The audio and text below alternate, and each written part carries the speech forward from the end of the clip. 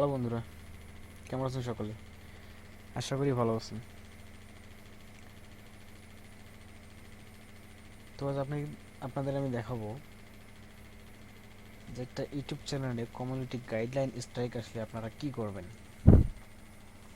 তো আমরা যারা নতুন কন্টেন্ট ক্রিয়েটর আছি, তো তারা ইউটিউবের টার্মস অ্যান্ড কন্ডিশনগুলো না জেনেই হুটহাট এলোপাতারি ভিডিও আপলোড করা শুরু করে দিই বা বিভিন্ন লিঙ্ক শেয়ার করি যেগুলো ইউটিউব কমিউনিটি গাইডলাইনের বাইরে। তো তখন যদি আপনাদের চ্যানেলে স্ট্রাইক চলে আসে, তো সেই স্ট্রাইকটা আপনারা কীভাবে সরাবেন, তো আজকে আমি সেই পদ্ধতিটাই দেখাবো।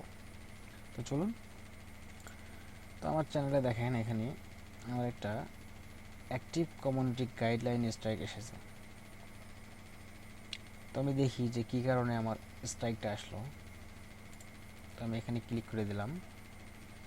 ক্লিক করার পর এইখানে আমার কন্টেন্টটা দেখতে পাচ্ছেন যে কন্টেন্টে ওরা স্ট্রাইক দিছে।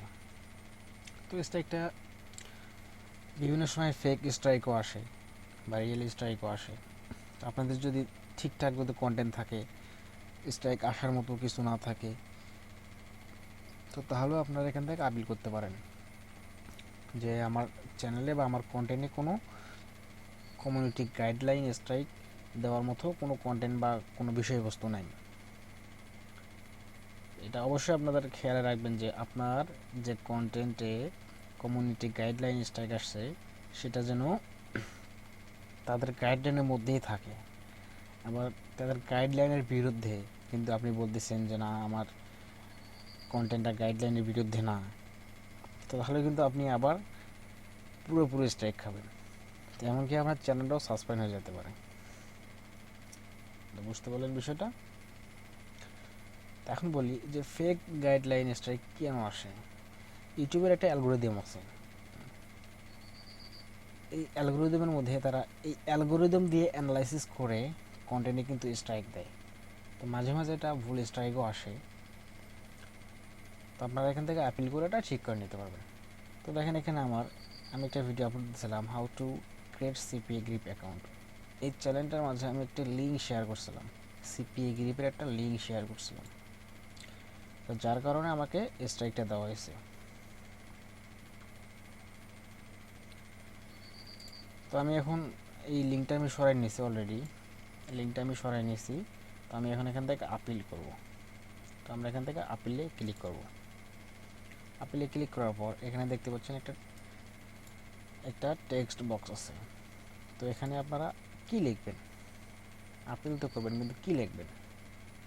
তো আমি অলরেডি নোটপ্যাডে একটা লিখছি, তো এটা আমি ডেসক্রিপশন বক্সে দিয়ে রাখবো, সেখান থেকে আপনারা কপি পেস্ট করেও দিতে পারেন। তো দেখেন, এখান থেকে আমি রিয়েল অ্যান্ড ফেক, ফেক স্ট্রাইকের জন্য একটা লিখছি অ্যান্ড রিয়েল স্ট্রাইকের জন্য একটা লিখছি। তো আমি ফেক স্ট্রাইকের জন্য কি লিখছি, I did not violate YouTube community guideline in this video, I show IgM internet download manager installation only. মানে আপনার কন্টেন্টে যে টাইটেলটা আপনারা দেবেন বা যে বিষয়বস্তুর উপর কন্টেন্টটা লিখবেন সেটা এখানে দিয়ে দেবেন যে আই শো, এই কন্টেন্টের জন্য আমি শুধু এই কন্টেন্টে আপলোড করছি। তো please remove the guideline strike for my YouTube channel, thanks YouTube team. And real স্ট্রাইকের জন্য আমি এখানে লিখছি I am sorry for uploading this type of video, এই ধরনের ভিডিও আপলোড করার জন্য আমি দুঃখিত। Actually I did not know about YouTube guidelines, আসলে আমি ইউটিউবের গাইডলাইন বিষয়ে অবগত না। Please forgive the guideline strike, দয়া করে স্ট্রাইকটা তুলে নেবেন।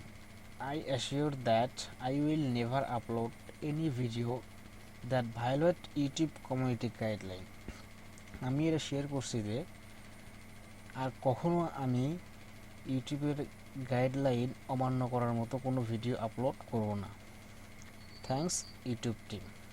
তো আমি এটা এখান থেকে কপি করে নিচ্ছি। তারপর ওটা কপি করে নিয়ে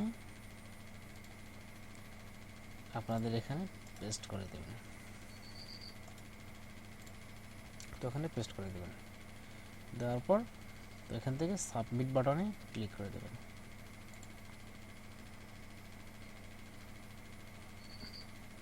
সাবমিট বাটন এখানে দেখেন যে আপিল সাবমিটেড, মানে আমার আপিলটা সাবমিট হয়ে গেছে। তো এখন থেকে 72 ঘন্টার মধ্যে আশা করি আমার স্ট্রাইকটা ওরা তুলে নেবে, কারণ যেহেতু আমি কন্টেন্টটা বা ওখান থেকে আমি লিঙ্কটা সরাই নিয়েছি। তো আশা করি এখান থেকে আমার স্ট্রাইকটা তুলে নেবে। তার জন্য আমাকে 72 ঘন্টা অপেক্ষা করতে হবে। তো সম্পূর্ণ বিষয়টা বোঝাতে বললাম।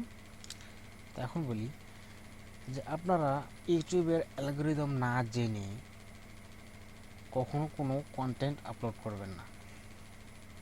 আপনি যদি একাধারে একটা দুইটা যদি স্ট্রাইক খান আপনার চ্যানেলে, তো আপনার চ্যানেলটা সাসপেন্ড হয়ে যাবে।